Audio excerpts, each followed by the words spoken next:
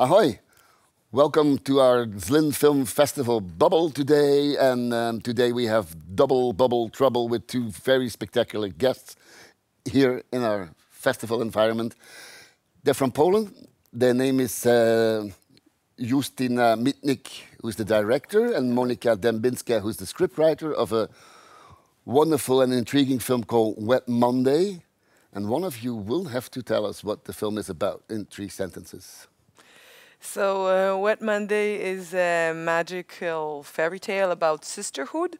It's a story of a young girl who's just 16 years old, who faces a trauma and heals through an adventure involving Polish folk celebrations and some magic.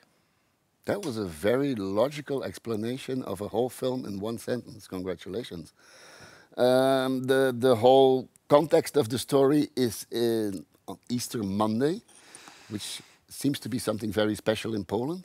In Belgium, it's only 1 extra holiday, but in Poland, it's a lot more. It goes with celebrations. Yeah, because, like, you know, Poland is a Catholic country, so, you know, Easter is a big thing for us, and the whole Easter week involves a lot of preparation and special church rituals, which finishes with a big celebration when people throw water at each other. It's kind of like just a game, a lot of fun for teenagers to run around and throw water at each other. And I guess we should mention like the Czech context of Yes, so in the Czech Republic, and this is also mentioned in the film, instead of pouring water on each other, young men, and in our film it's kind of gender switched, but young men hit young ladies on the bottom with a special whip, which is made out of willow branches. And both of these traditions, both the Polish Wet Monday and the Czech one, are, I think they have pagan roots, right? So it's all about fertility, you know, the whole symbolism of new life and so on. The specific topic of your film makes it very crucial how you show a young girl's physicality of your main character, which you already start playing around with in the very first opening scene, where she's taking a bath. How fragile was this context? How careful did you work with it? I mean, I casted my lead actresses 2 years before the shoot. So we had like a very long prep for the movie, which involved them giving me script feedback, me rewriting the text with them, the dialogues. Monika maybe wants to add something about the script writing process and how we worked with them to sort of make them comfortable. Like that, that was like my main goal, to like make them feel safe. So we had a lot of prep on the set, like just me, the actresses, and the cinematographer rehearsing like on location. So I would say like the preparation was the main way in which I tried to make them feel like safe in this crazy, you know, environment of like 30 people running around you with equipment. Also, I wanted to add about the writing, because Justyna mentioned it, that I joined the project late.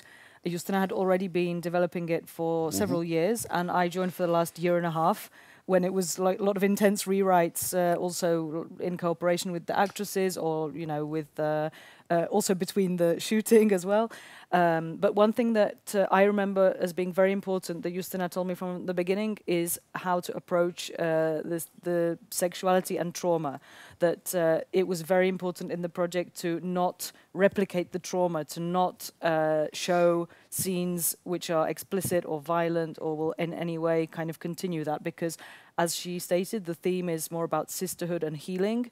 So we didn't want to, you know, promote the wrong, or not promote, maybe the wrong word, but like lead the audience down the wrong like path. It's also about the energy of being a girl, and that's very visible in the kind of ensemble acting, because your main character, Klára, is often surrounded by various friends with whom she has different relationships, but there's a lot of energy when they're running together, screening, throwing these water bombs. How did you get the energy on screen?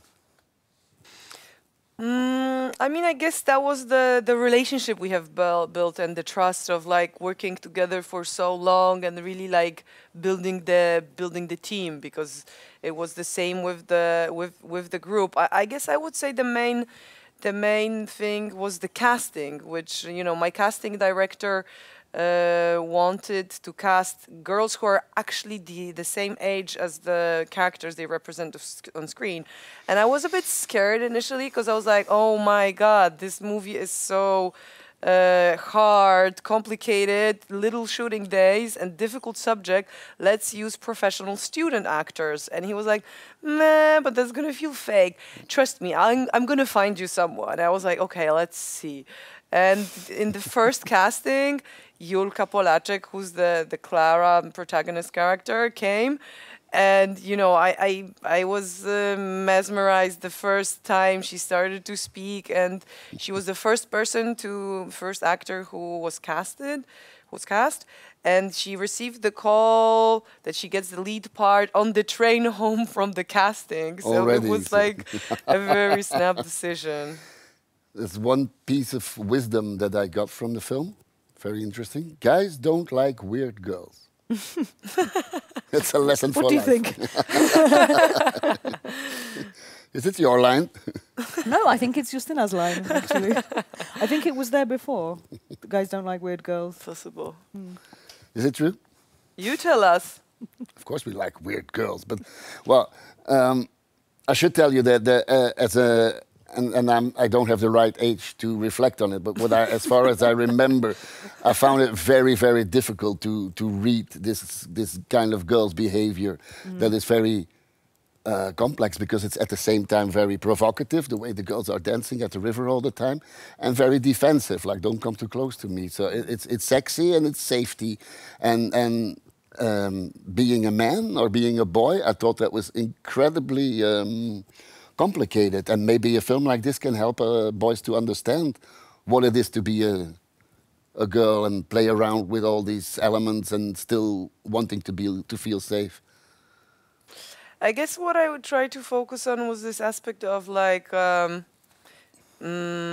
ideal woman being a Virgin Mary who's innocent and unavailable versus provocative Mary Magdalene slutty type, and I feel, especially in the Catholic context, in a Catholic country, which is, you know, infused with pop culture symbolism and so on, there are these very like clashing ideals which are hard to internalize because they're very conflicting.